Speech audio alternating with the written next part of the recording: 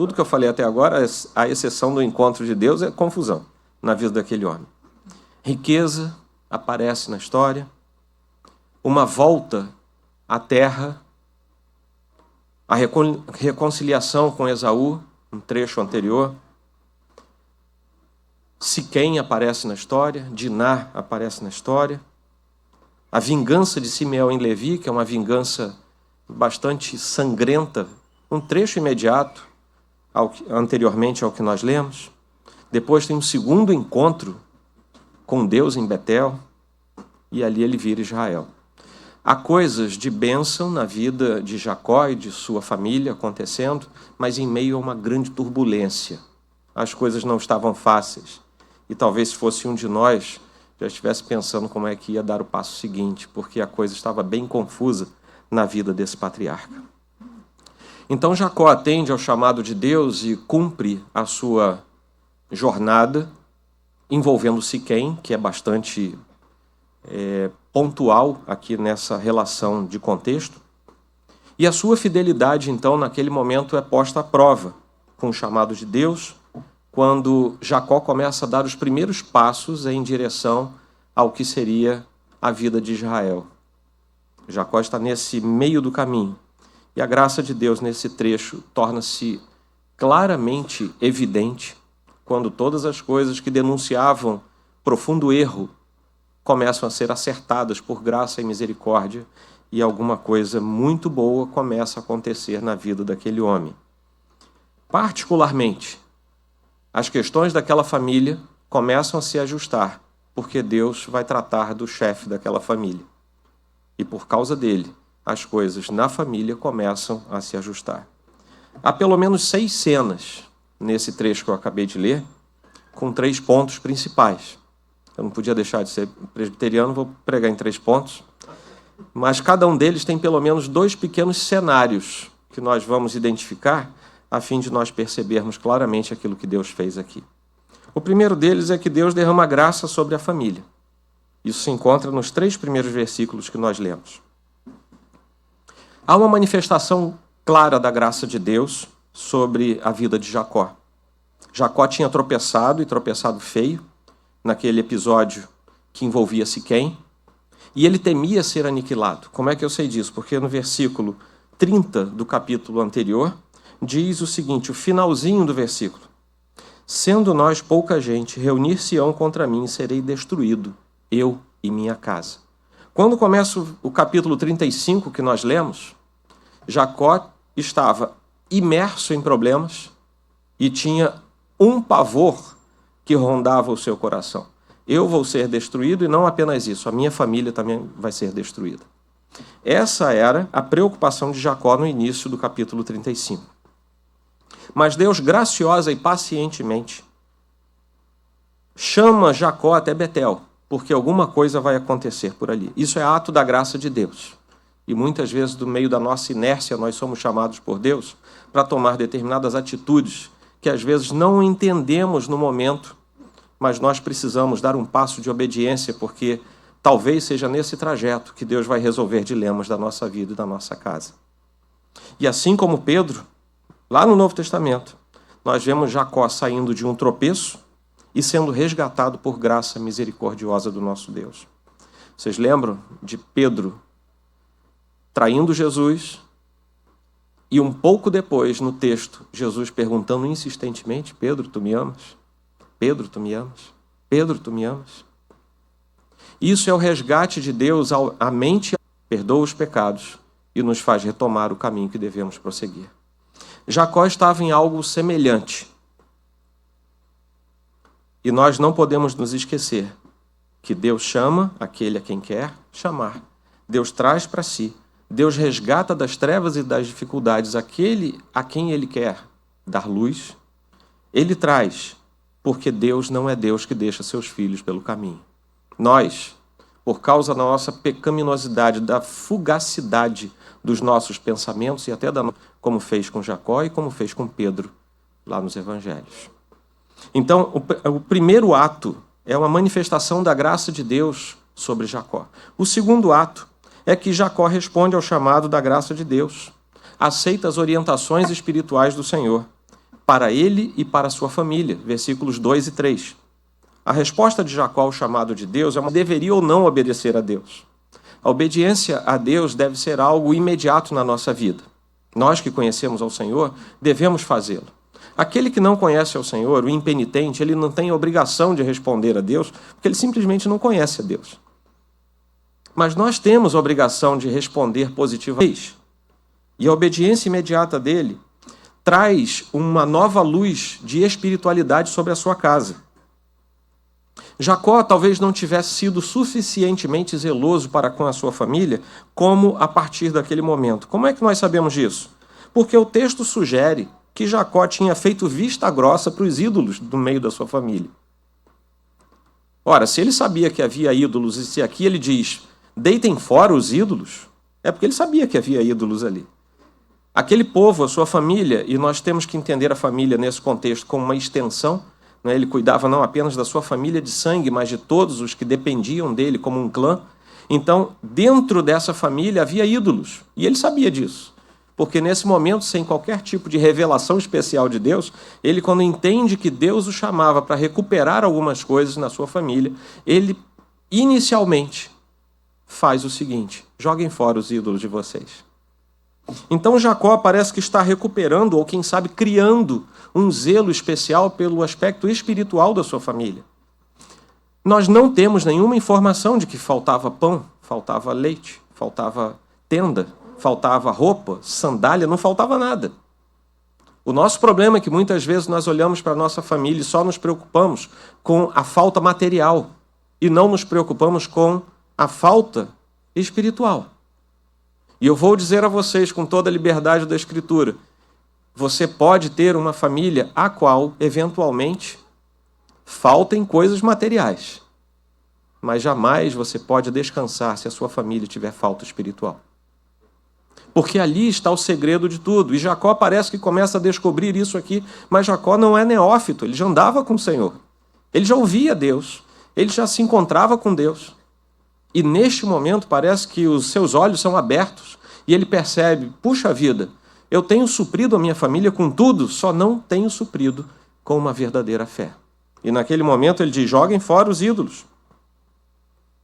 E depois disso ele é chamado de volta a Betel, o lugar onde ele havia se encontrado com Deus, onde ele tinha recebido promessas, de onde ele tinha saído para mais algumas peregrinações, mas parece que ele tinha visto um problema na sua própria vida. Como é que eu vou voltar, me encontrar com Deus novamente, se a minha família ainda guarda ídolos? E naquele momento, quase que num ato de profilaxia, de limpeza absoluta, ele dá ordem para a sua família, joguem fora os ídolos, porque vamos nos encontrar com Deus. Não é possível nos encontrarmos com Deus guardando ídolos no nosso coração. Não é possível a nossa família ter um encontro com Deus se dentro da nossa casa houver ídolos. E não me refiro, vocês sabem bem disso, não me refiro a nenhuma forma de estatuária. Eu me refiro a ídolos no nosso coração. Porque todo aquele que professa a fé cristã evangélica se livra dos ídolos visíveis, pelo menos quase sempre. Mas é muito comum que nós, que professamos a fé evangélica, muitas vezes, agasalhemos no nosso coração um andor, às vezes completo de ídolos, e deles não queremos nos livrar. Nossa família vai sofrer por isso. E os encontros que nós temos com Deus serão arranhados se o nosso coração não for depurado e dele saírem os ídolos. Eu achei interessante que numa das leituras que nós fizemos há essa menção sobre depurar, sobre limpar, sobre o ouro. No mês passado nós ganhamos uma pequena peça de ouro lá na igreja como oferta, nos deram. E foi dada de todo o coração. E levei quase um mês para descobrir alguém que cuidasse daquilo de forma honesta para nós. E através de um sobrinho ele me mandou as fotos. Os elos do cordão eram ocos, eram ocos. Então o ourives disse o seguinte, só tem um jeito de sabermos o peso real disso aqui, quando é esse tipo de arte, é quando nós derretermos. E ele pesou antes, deu 95 gramas, 96 gramas. E depois derretido, quando ele pesou novamente, deu 92 gramas. 1 grama de ouro, você sabe que vale alguma coisa. E ele já informou, o que saiu foi sujeira. Assim somos nós, e nós precisamos depurar o nosso coração. E nós somos como que pequenas pepitas nas mãos do Senhor. E de tempos em tempos, às vezes precisamos voltar. Aquela peça era bonita, mas ela precisou voltar ao fogo para que a real condição do seu valor fosse apresentada. Eu nunca tinha visto isso. Ele me mandou as fotos, o cordão entrando lá eu vou chamar assim, me perdoem, porque eu não sou técnico, mas como se fosse uma pequena cumbuquinha ali no fogo, e aquilo ali em forte brasa, até que depois uma linguetinha desse tamanhozinho sobrou. Era o ouro puro. Jacó estava exatamente passando por esse dilema, e a sua família estava sendo depurada quando deuses estranhos saíam do meio da sua casa. Nós vemos ao longo do Antigo Testamento, então, que a retirada, a subtração de deuses falsos, o limpar-se ritualmente e o trocar de roupa torna-se padrão estético de que alguma coisa estava acontecendo no coração das pessoas. E aqui nós vemos Deus cuidando daquela família, o chefe da família obedecendo a Deus e, por isso mesmo, o Senhor cumprindo os seus objetivos naquela casa. Vamos para o segundo ponto, dos versículos de 4 a 7, porque aqui começa a aparecer santidade e adoração em família. Primeiro foi necessário tomar aqueles cuidados e seguir as orientações de Deus, então começa a santidade e adoração em família. E Deus, então, nos versículos 4 e 5, começa a prometer uma proteção providencial a Jacó e a sua família, a caminho de Betel. Deus diz o seguinte: você vai lá, você vai se encontrar comigo. Então Jacó depura a sua família, purifica a sua família e vai se encontrar com Deus. Mas uma vez que ele toma os passos adequados e necessários diante de Deus, Deus mesmo se incumbe de fazer com que ele chegue bem no local da adoração. Os povos ao redor estavam extremamente irritados com Israel, por causa da vingança de Simeão e Levi contra os homens de Siquém. E ali, então, Deus gera os meios pelos quais Jacó e todo o seu clã, a sua família, chegariam em paz até o local de adoração a Deus. Deus chama Jacó, que é fiel à sua resposta, em sua resposta a Deus, e Deus é totalmente fiel à sua proposição. Vejam bem, há duas mãos de fidelidade. Nós precisamos ser fiéis a Deus na nossa resposta, porque Deus sempre será fiel em suas proposições para nós. E quando parte da fidelidade não é vista, tenha certeza que não foi a parte de Deus, foi a nossa. É por isso que nós podemos pecar, tropeçar e entristecer o Espírito Santo, mas o Senhor é justo e fiel, e sempre será fiel para conosco. E a nossa casa se beneficia dessa fidelidade do Senhor, mas nós precisamos ser fiéis na resposta a Ele. Assim como aconteceu em tempos anteriores, nos tempos de Moisés, por exemplo, Deus colocou terror no coração das tribos, eles aqui, toda a família.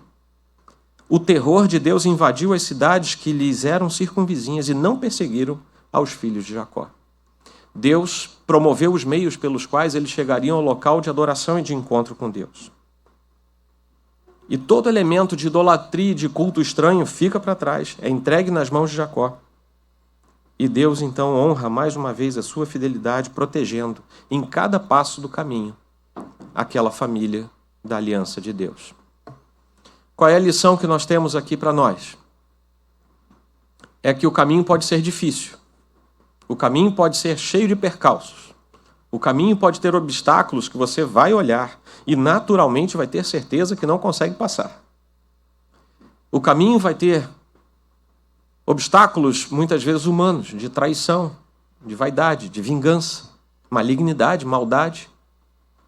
O caminho, às vezes, vai ter percalços que são naturais, dificuldades naturais, financeiras, circunstanciais, problemas profissionais, educacionais, seja lá o que for. Mas, acima de tudo, nós temos que entender que o inimigo continua rodeando, querendo perturbar a vida dos filhos de Deus de qualquer maneira. E esse obstáculo, mesmo que não o vejamos, nós sabemos que é claro à nossa frente. O nosso inimigo, ele não nos toca porque o Senhor nos cobre. E nós somos protegidos enquanto caminhamos, por graça e por misericórdia do Senhor, porque Ele é totalmente fiel. E assim estava Jacó, sob a proteção de Deus e da sua fidelidade. Então toda a família se reúne. Eles adoram o Deus de Betel num culto familiar. Versículos 6 e 7. Assim chegou Jacó à luz, chamada Betel, que está na terra de Canaã. Ele e todo o povo que com ele estava, e edificou ali um altar. E ao lugar chamou El Betel, porque ali Deus se lhe revelou quando fugia da presença de seu irmão. Onde havia um altar, havia um culto. Então eles aqui estavam em culto diante do Senhor. E Jacó sabia que Betel era um lugar especial. Porque ele sabia disso por causa do encontro dele com Deus. Era um local especial. E ele guardava isso na sua mente. Mas ele também sabia que o lugar do encontro com Deus não vale nada se Deus não estiver ali. Isso vale hoje, por exemplo, quando fazemos um comparativo com as nossas reuniões na igreja. Por que é que você se encontra com Deus quando vem aqui? Não é porque os pastores estão falando ou porque os irmãos estão arrumados, contentes, sorridentes. É porque Deus está aqui. Toda a diferença da nossa vida é onde Deus está. Se Deus não estiver num lugar como este, que são paredes, e você sabe que para nós, cristãos protestantes, o templo não é sagrado, o que é sagrado é a reunião diante do Senhor, a igreja somos nós em reunião solene diante do Senhor. Mas se o Senhor não estiver, não vale nada. E, meus irmãos, o pastor Judy Clay falou um pouco antes, há muita igreja falsa, vazia no nosso país, isso é verdade, que são igrejas que têm reuniões chamadas de culto, tem placas com a parede com o nome igreja. São lugares muitas vezes suntuosos, grandes, muito bem feitos, com arquitetura bela, mas que Deus não está lá. Não faz sentido você ir até um lugar desse. Infelizmente, os nossos compatriotas, muitos deles, estão indo a um local que acham que é Betel, mas onde o Deus de Betel não está. Isso é vazio, isso é perda de tempo, isso é nódoa no coração. Nós precisamos saber onde Deus está. E é claro que quando nós dizemos Deus não está ali, não está no sentido, Ele está em toda parte, mas Ele não está ali no sentido cultico da palavra.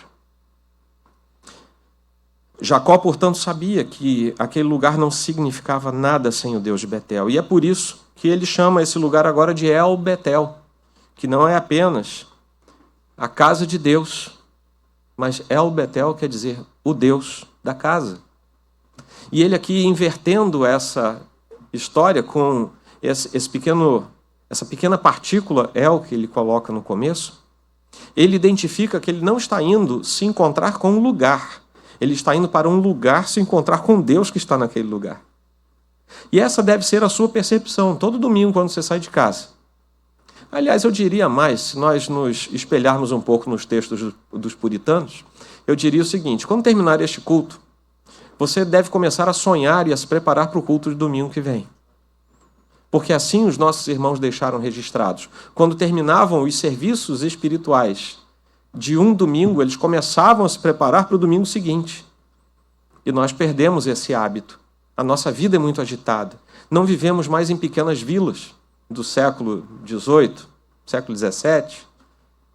As nossas preocupações hoje são intensas, se avolumam, mas é muito bom quando nós podemos começar a pensar antes naquilo que Deus tem para nós, quando nós nos reunirmos num lugar em que Ele está presente. Que Deus ajude você. Matthew Henry diz o seguinte: o conforto que os santos têm em ordenanças sagradas não é tanto de Betel, a casa de Deus, quanto de El Betel. Isso ele fala comentando esse versículo, e é interessante, porque inclusive as ordenanças precisam do Deus das ordenanças sobre elas. No dia que vocês tiverem ceia do Senhor, e será no próximo domingo, pelo que eu vi no boletim, este seria apenas um rito vazio, se Deus não estivesse presente. se Deus não instruísse a sua igreja pelo ato da ordenança, de que serviria? Se a nossa memória não fosse direcionada ao Deus que proveu tudo aquilo, de que serviria? Deus tem que estar presente. E é por isso que todos esses elementos ganham forma, vigor e sustentam a nossa alma. E o ponto de Betel não é que fosse um lugar sagrado em si, que poderia dar graça a Jacó, por exemplo. O ponto era que era o lugar onde o Deus de Betel tinha, de fato, se encontrado com ele e lhe mostrado graça e fé, renovado nele a sua espiritualidade. Era mais que um lugar. Na verdade, Betel era um instrumento nas mãos de Deus para aquela família. E chegamos ao terceiro ponto. A providência e a justificação em família. Do versículo 8 até o versículo 15. Primeiro, começamos com a notícia ruim, porque a fiel e amada Débora morre nesse trecho. Então, contrição e santidade parecem aparecer juntos ali, aquele momento de contrição, tristeza, ao mesmo tempo em que a busca pela santidade está se consolidando, se tornando visível diante de todos, e abrem o caminho para a providência sobre aquela família. Essa mulher que morre, Débora, era a ama fiel de Rebeca, a toda a família, todo o clã de Jacó. É um episódio que a gente às vezes se pergunta assim, para que aquilo está no meio? É um versículo que trata disso. Para que Deus se preocupou em inspirar um autor sagrado do passado para nos dizer, puxa, no meio da peregrinação, para o local em que nos encontraríamos com Deus, onde Deus mudaria a sorte de Jacó, tornando Israel, para que Deus instruiu alguém por sua divina inspiração para escrever isso no meio da caminhada? Eu só posso achar uma coisa, irmãos. E se eu estiver errado, depois você pergunta ao pastor Judy Clay, porque eu vou embora, você resolve com ele. Mas eu só posso crer uma coisa. Muitas vezes nós nos dispomos a servir ao Senhor. Entendemos que precisamos jogar nosso lixo fora. Santificamos a nossa vida. Começamos uma longa caminhada, muitas vezes, em direção a uma vida de santidade diante do Senhor. Os inimigos são bloqueados ao nosso redor. Nós não somos atacados pelos inimigos, não somos feridos enquanto o Senhor está ali nos guardando, nos protegendo, mas há circunstâncias que são naturais, que entristecem a nossa vida e que não podem ser o elemento que vai nos fazer parar.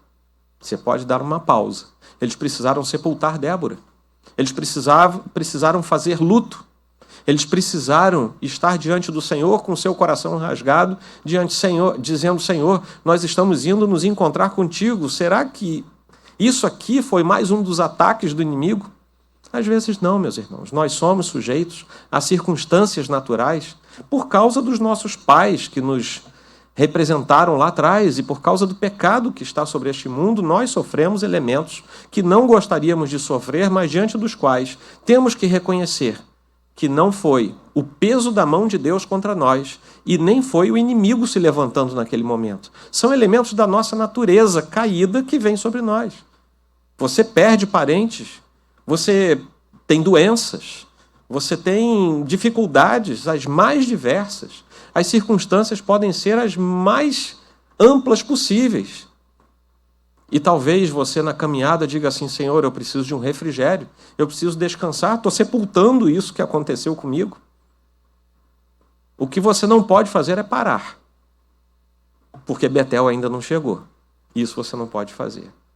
Mas talvez lidar com as dificuldades exija até mesmo um tempo da sua vida. Talvez lidar com as dificuldades requeira que você procure o seu pastor e diga assim, pastor, eu preciso ficar quietinho na igreja durante 1 mês, 2 meses. Eu preciso, recuperar alguma coisa do meu coração. Eu ouço isso de alguns irmãos. Às vezes nós precisamos de um refrigério adicional da parte de Deus, porque as lutas estão intensas e não são lutas provenientes de algo que não seja simplesmente a circunstância da vida sobre você. O que nós precisamos é identificar. Isso procede do inimigo, isso é algo da natureza humana, e com isso nós prosseguimos na nossa caminhada. Mesmo em refrigério durante algum tempo, não se deixe furtar ao privilégio de prosseguir até Betel. Amém? É interessante que ela foi sepultada ao pé de um carvalho que se chama Alon Bakut, e essa árvore quer dizer árvore sagrada das lágrimas. E ali, Deus faz sua última aparição a Jacó. E é interessante, porque nesta passagem que nós acabamos de ler, Deus faz a sua última aparição, tendo visto Deus se apresentando como ele fazia para esses homens. É interessante que, mais adiante, nós vamos ver que a forma pela qual Deus instruía e se mostrava aos seus filhos já vai se tornando mais parecida cada vez com aquilo que ele faz na consumação da sua revelação a nós. Então Deus intercepta o caminho de Jacó e muda o seu nome de Jacó para Israel. E o novo nome separava Jacó do seu passado. Um passado de trapaças, um passado de enganos, um passado de dúvidas. E agora, Deus, mudando o seu nome, diz: você está pronto. Você é alguém que agora tem convicção daquilo que eu estou fazendo. Você agora está obedecendo, você está purificando a sua família, você está depurando os seus passos diante de mim.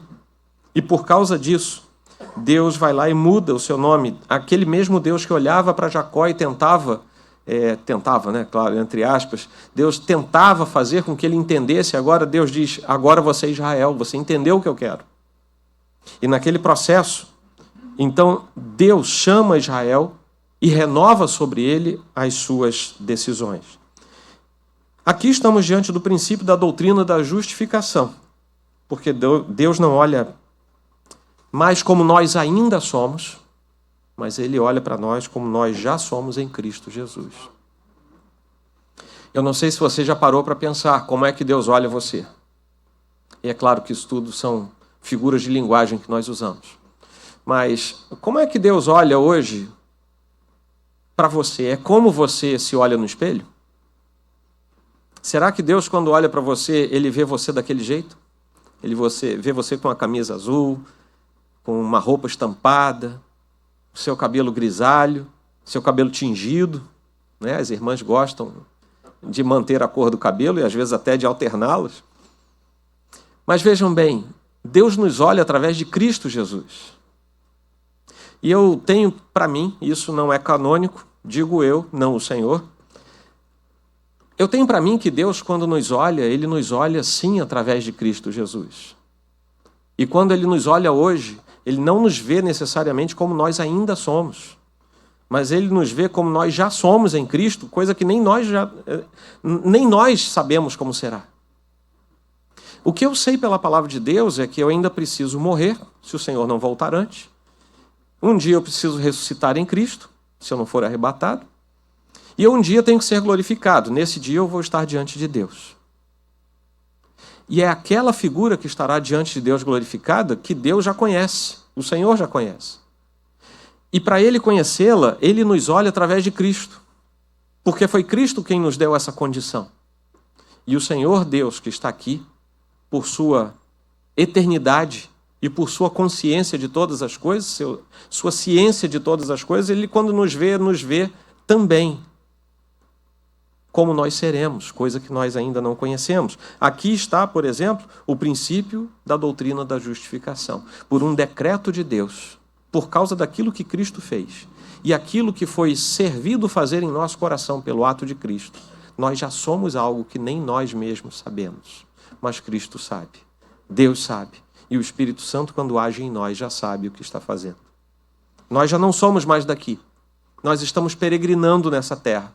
Nós talvez estejamos parecidos com Jacó, com tendas enroladas e andando pelo meio do deserto, carregando a nós, aos nossos pesos e a nossa família, para apresentarmos diante do Senhor um dia aquilo que Ele nos deu a fazer, sem ídolos, sem obstáculos, perfeitamente santos diante do Senhor.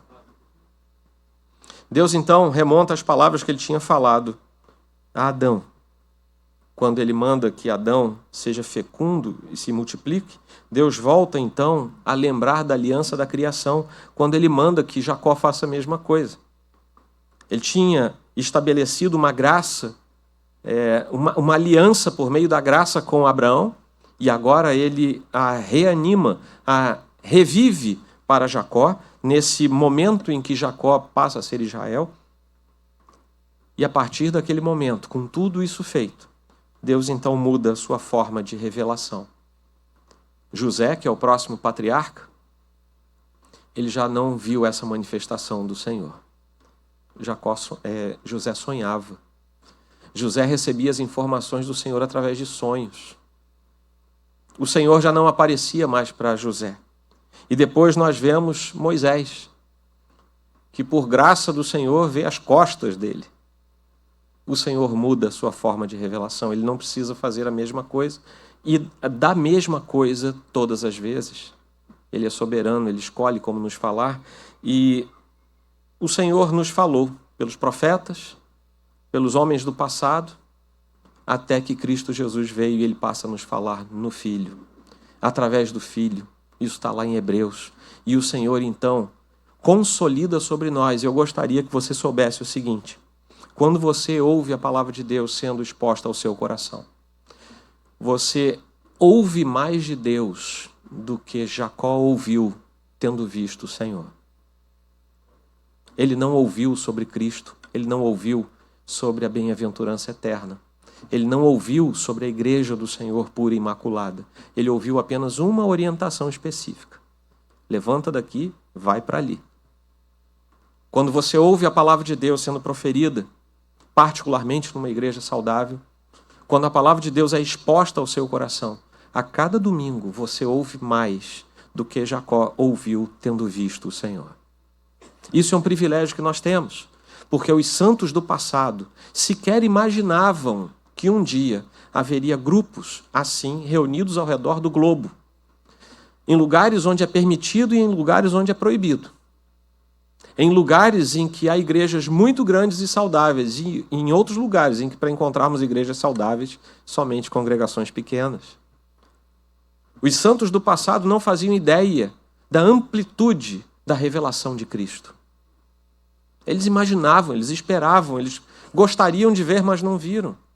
Nem mesmo Isaías ou Zacarias, que são os dois textos mais messiânicos dos profetas, nem mesmo eles sonharam com aquilo que seria a glória do Filho estampada na igreja do Senhor. Então você hoje tem um privilégio maior do que os santos do passado. Você tem um privilégio maior que Moisés. Você tem um privilégio maior do que Israel, Jacó. Você tem um privilégio maior do que Davi. E às vezes nós temos saudosismo quando nós olhamos para a Bíblia e queremos ser como aqueles. Entenda que você é mais do que aqueles. Não porque você merece, mas por causa de Cristo. E nós temos que prosseguir nessa verdade. Então aqui, graça, santidade e providência se manifestam, sendo gestos da soberania de Deus para o bem do nosso lar. Tudo isso acontece para que uma família fosse depurada diante do Senhor, se encontrando com o Deus daquele lugar, naquele lugar que era um lugar de Deus. Por causa dessa família restaurada, o povo de Israel se tornou aquilo que foi. Por causa dessa família, o povo de Israel foi a sombra da igreja. Por causa dessa depuração familiar, os planos de Deus se consolidaram. Cristo veio lá adiante e nós estamos hoje aqui como resultado disso. Todos os passos de obediência do Antigo Testamento redundam na glória da igreja do Senhor. Redundam na glória do nome de Deus. Não das igrejas locais, mas da igreja de Cristo, aquela que é santa e imaculada, onde as igrejas locais são enxertadas para a glória do Senhor. Vamos concluir e vamos aplicar isso ao nosso coração.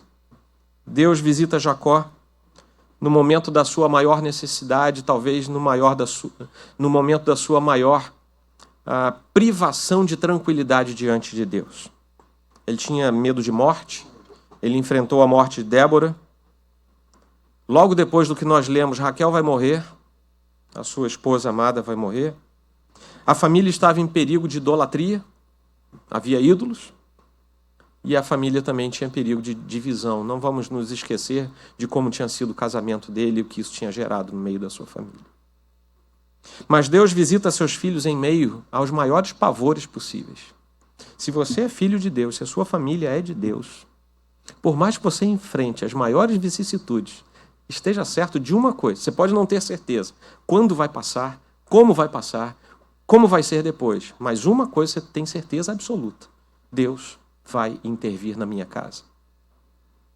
A nossa família é a família bendita do Senhor. Nós estamos sob a aliança de Deus. Uma aliança que começa lá no comecinho da Bíblia, que vai até o final, até no Apocalipse você vê a graça da aliança do Senhor sobre a nossa vida, sobre a nossa família. Deus faz um pacto por causa dele próprio. E ele mantém a sua palavra porque ele jura por ele. Como nós sabemos, não há ninguém superior por quem jurar. E ele faz isso em seu próprio nome. E nós precisamos ter certeza do que o Senhor nos prometeu desde sempre. Deus é fiel às suas promessas. Deus visita, portanto, seus filhos no meio dos maiores pavores possíveis. Aquilo que envolve, talvez, os temores do seu coração. Esteja certo que você precisa tomar, sim, alguns passos, como Jacó precisou. E, meus irmãos, todos nós precisamos dar passos diários na nossa vida, porque quanto mais santificado você fica, tanto mais você também se torna habilitado para descobrir novos ares a serem depurados no seu coração. Então você prossegue junto com a sua família. E no meio desse caos todo, Deus não chama. E isso é interessante. Deus não chamou Jacó para cobrar os 20 anos de afastamento de Betel. É muito comum quando nós descobrimos que estamos muito esfriados diante do Senhor, a nossa família está longe, é muito comum nós termos um senso de cobrança pelo que passou. E é claro que isso vai ser uma escola para você. Você não vai conseguir tirar o que passou da sua mente. Mas é interessante que quando Deus chama Jacó, Deus não falou assim: Jacó, onde é que você andou? Jacó, o que você estava fazendo? Na verdade, Deus disse: vai lá se encontrar comigo. E algumas vezes nós paralisamos no meio do caminho porque ficamos tentando resolver o que já passou. Meus irmãos, olhem para frente. Cristo está lá. O alvo está diante. Deixe as coisas para trás. Olhe para frente. E siga em direção ao alvo da bendita, da bem-aventurada esperança que é Cristo Jesus. É lá que está a solução do problema. A solução do seu problema não está em você arquitetar meios para resolver os bugs da sua espiritualidade que ficaram para trás. A fórmula para resolver a nossa vida com Deus é seguir adiante até onde Cristo está. E lá em Betel, com o Deus de Betel, nós vamos resolver as nossas pendências. Jacó foi chamado para renovar os seus votos, para limpar a sua vida e para purificar a sua família. E eu deixo aqui essas 3 lembranças de Jacó para a nossa vida. Nós precisamos renovar os nossos votos com Deus. Eu me lembro de um voto que eu e Roberta fizemos, quando havia um navio ancorado aqui há muitos anos atrás. Temos 27 de casado, então foi antes disso ainda. Talvez há uns 28 anos. Eu me lembro que estávamos num momento devocional, eu não me lembro exatamente o que era, mas era um momento em que havia leitura, oração, e alguns missionários daquele navio, era o Logos ou o Dulos, um desses. Era o Logos? Era um desses aí. Navios missionários. E eu me lembro que nós nos entregamos à obra do Senhor. O que é isso se não fazer um voto diante do Senhor?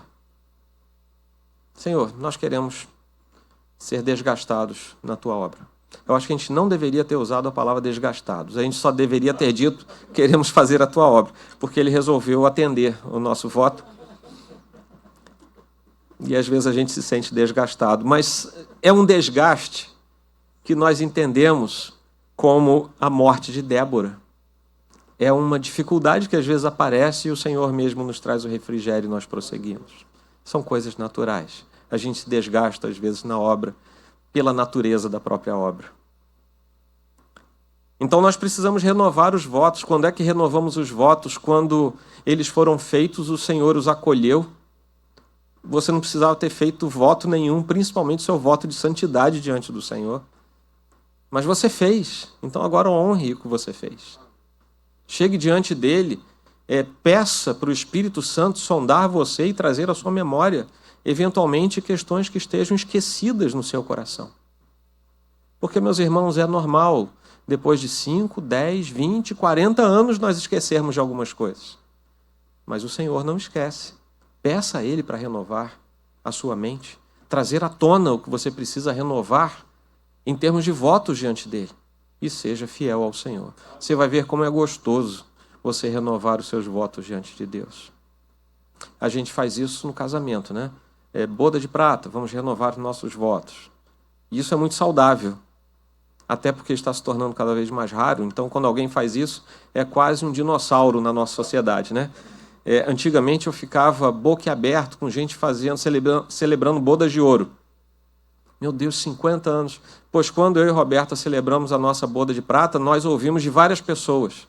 A gente já não vê muitas celebrações de bodas de prata. Nossa sociedade está minguando a pureza das nossas alianças e dos nossos votos. Que nós, povo de Deus, sejamos diferentes. Precisamos limpar a nossa vida. Há ídolos no nosso coração. Meus irmãos, há um espaço aqui dentro. Claro que isso é metafórico, mas há um espaço aqui dentro que só pode ser preenchido por Deus. Quando nós deixamos 1 milímetro desse espaço vazio, tenha certeza que vai entrar um verme ali qualquer. E esse verme se torna um ídolo. E às vezes os ídolos que mais demoram a ser descobertos por nós são os ídolos bons. E eu explico. É quando Deus abençoa você financeiramente. E entra o vermezinho da finança lá no seu coração, naquele milímetro que você deixou sem Deus ocupar. Tenha certeza que aquilo vai virar um ídolo no seu coração. E talvez por ser uma boa coisa, e eu estou dizendo que é uma boa coisa mesmo, é muito bom você ser alguém abençoado por Deus na parte financeira, na parte profissional. Mas você não percebe quando aquilo vai crescendo e, de repente, você já dividiu o seu coração em 2. Pode ser a sua própria família. Nós estamos hoje falando da família e da honradez de termos uma família santa diante do Senhor. E do quanto o chefe da família tem de responsabilidade em fazer isso. Veja bem, não foi para as filhas de Deus que Deus pediu isso aqui. Foi para Jacó, o chefe do clã. Você é homem, você é o chefe da família, é você que tem que cuidar disso. Você que tem que levar a depuração espiritual para sua casa. Mas, às vezes, a nossa família se torna nosso ídolo, quando nós deixamos que a família tome um lugar que é exclusivo de Deus. Sabe outra coisa boa que pode se tornar um ídolo? A igreja. Você ama a sua igreja e deve amá-la. Mas deixe ela um degrau abaixo de Deus. Porque senão... E nós temos que ter cuidado. Meus irmãos, se você é um crente fiel, tenha certeza que Satanás não vai botar um ídolo feio na sua frente. Ele vai botar um ídolo bonito, agradável, lícito, digno, enquanto não for ídolo. Quando for ídolo, aí se torna tão nefasto quanto aquele ídolo feio. Deu para entender? Cuidado com as boas coisas, porque se elas ocuparem o lugar de Deus, se tornam más coisas. E finalmente purificar a sua família. A família de Jacó teve que ser purificada e se encontrou com Deus. Foi se encontrar com Deus da casa, na casa de Deus. E nós estamos nessa caminhada, nós estamos nesse rumo, nessa jornada. Nós precisamos purificar a nossa família. Às vezes isso requer um certo esforço, porque nós muitas vezes nos agarramos a coisas deste mundo, no seio da nossa família, e tirar essas coisas às vezes dói. Não tem nada a ver com pecado, mas eu me lembro que alguns anos atrás nós acabamos com TV paga lá em casa, por várias razões. A gente não estava adorando a TV não, mas era por outros motivos, a gente terminou, e eu me lembro que principalmente nos filhos tivemos um tempo de adaptação. Não tinha mais o canal X, não tinha mais o canal Y disponível lá em casa. Depois isso passou. Mas às vezes a nossa vida é assim. Usei um exemplo trivial para nos explicar. Às vezes a nossa vida é assim. Para tirarmos alguma coisa, a gente precisa de um tempo de adaptação. Mas mantenha firme. Eu não realuguei a TV. Deixei para lá. E hoje, honestamente, a gente não sente nenhuma falta dela. Logo em seguida, alguns meses depois, a gente já não sentia mais falta. Conosco, na nossa família, também é assim. Às vezes nós temos um momento de passagem, um momento de adaptação. E depois nós vamos nos alegrar pelos louros que o Senhor nos dá. Finalmente, Deus se rende a Deus e leva a sua família para o concerto. E todos se encontram com o Deus de Betel. Todos se encontram com Deus. Nós precisamos, então, tirar da nossa casa tudo aquilo que constrange o Espírito de Deus, tudo aquilo que entristece o Senhor. E nós sabemos quais são essas coisas. Porque Deus nos chama para cuidar da vida, da nossa vida com Ele. Deus nos chama para cuidar da nossa família. E, novamente, eu digo, aí é uma fala muito direcionada para o chefe da família. Nós precisamos reencontrar o caminho da adoração e da fidelidade a Deus. E isso começa na nossa casa. Quais são os nossos objetivos em família? E o que nós precisamos fazer, e se fizermos, vamos resolver tudo o mais. É simplesmente ter a plena convicção de que somos chamados à obediência ao Senhor. Se obedecermos, nós seremos como Jacó. Jacó não parou para argumentar, ele simplesmente obedeceu. Eu dizia na igreja há pouco tempo atrás, isso eu ouvi numa gravação, não me lembro agora quem era, mas talvez até o final do culto eu lembre. Nós somos chamados e somos comparados na Escritura, no Novo Testamento, a soldados e atletas. E é interessante que essas duas categorias passam a vida fazendo a mesma coisa. Porque eles precisam ser adestrados e precisam ter a reação automática ao que precisam fazer. O atleta passa 4 anos sofrendo o que nenhum de nós aqui, a não ser que tenha um atleta aí, imagina, às vezes, para se apresentar por 10, 12 segundos numa Olimpíada. Mas ele só consegue alguma coisa naquela Olimpíada se ele tiver passado 4, 8, 20 anos repetindo os seus exercícios. Repetição. Nós somos adestrados por repetição. Não quero que você se compare a adestramento de animal, não é isso não. Mas algumas atividades humanas requerem adestramento. O soldado só está pronto para a guerra se ele for bem adestrado. E como é que ele é bem adestrado? Repetindo, repetindo, repetindo, repetindo. Você talvez tenha ouvido pela enésima vez falando a respeito da obediência e da depuração espiritual da sua família. Eu vou dizer que você ainda precisa ouvir isso muitas vezes. Porque é pela repetição que nós somos adestrados. É pela repetição que não pensamos antes de fazer. Nós fazemos porque estamos adestrados. Isso gera uma segunda consequência, que era o que eu ouvi nessa gravação. Isso evita que você, por exemplo, pense na sua igreja como um evento novo a cada domingo. A boa igreja é aquela que repete. É aquela que abre a mesma Bíblia, prega a mesma palavra, para os mesmos santos saberem o que fazer, todos na hora que for necessário. É adestramento. Então, muito mais que novidade, nós temos que ter a palavra de Deus aberta, exposta, profundamente arraigada no nosso coração. Que Deus abençoe você, que Ele faça com que você cresça na sua família e que você a tenha em santidade diante de Deus. Deus seja louvado. Incline a sua fronte, por gentileza.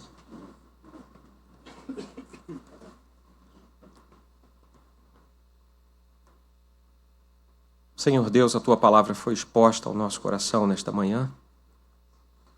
Nós pedimos, Senhor Deus, que Tu hajas de modo gracioso e misericordioso sobre nós. O que eu sei, Senhor, é que estou numa casa de oração onde a Tua Escritura é seriamente exposta.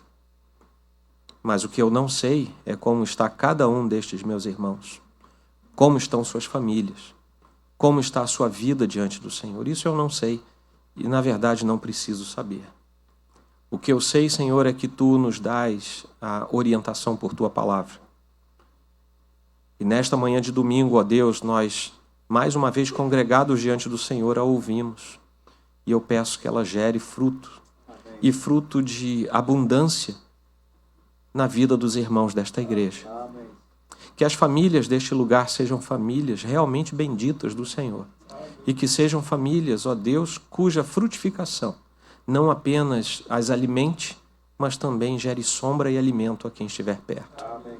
Que o Senhor, em nome de Cristo, o abençoe, fazendo com que, no término deste mês, em que a família foi destacada pelas mensagens, todos estes irmãos sejam abençoados pelo Senhor. E que o Senhor também derrame graça sem medida sobre esta igreja, que é uma família da fé diante do Senhor. Por tudo isso nós te louvamos e agradecemos, em nome de Cristo. Amém. Amém.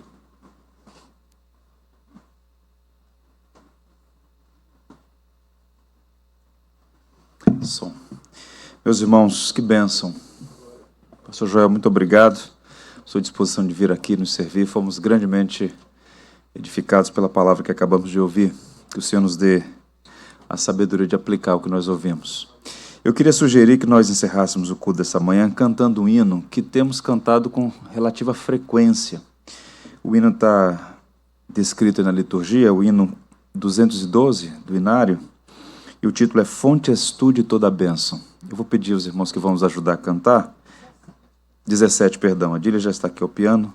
Talvez a Luciária e a Samara possam nos ajudar. E eu vou ler para os irmãos, refrescando a memória de vocês, antes de nós cantarmos, como resposta ao culto, né? Fonte és tu de toda a bênção, vem o canto me inspirar. A misericórdia tua quer em alto som louvar. Ó, ensina o novo canto dos remidos lá nos céus. Ao teu servo e ao povo santo para louvarmos-te, ó bom Deus. Ao Senhor eu agradeço, pois Jesus me socorreu e por sua graça um dia vai levar-me para o céu. Eu perdido procurou-me, longe do meu Deus, sem luz. Dos pecados meus lavou-me, com seu sangue o bom Jesus. A última estrofe é lindíssima. Devedor a tua graça, cada dia e hora sou. Teu cuidado sempre faça, com que eu ame a ti, Senhor. O meu ser é vacilante, toma-o, prende-o com amor, para que eu a todo instante glorifique a ti, Senhor. Vamos ficar em pé, vamos cantar.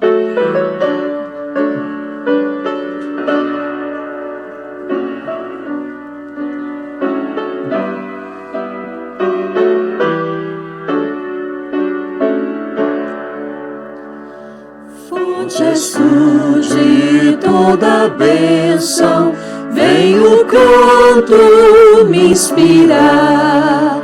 A misericórdia tua quero em alto som louvar.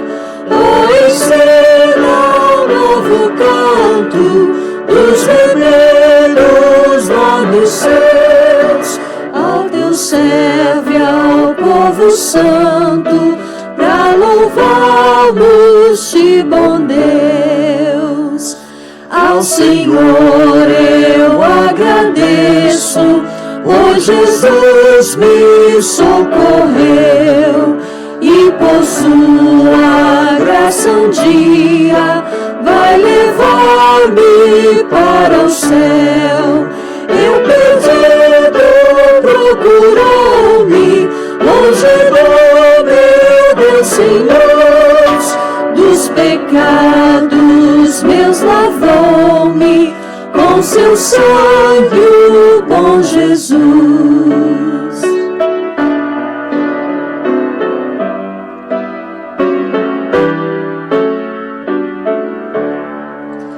Devedor a tua graça, cada dia e hora sou. Teu cuidado sempre faça, com que eu ame a ti, Senhor. O meu ser é vacilante, toma, prende-o com amor, para que eu a todo instante glorifique a ti, Senhor. Amém, que assim seja. Que o amor de Deus, nosso amado Pai, a graça de Jesus Cristo, nosso Redentor, e a comunhão do Espírito Santo sejam sobre todos aqueles que amam a mensagem da cruz, hoje e sempre. Amém. Vamos tomar assento.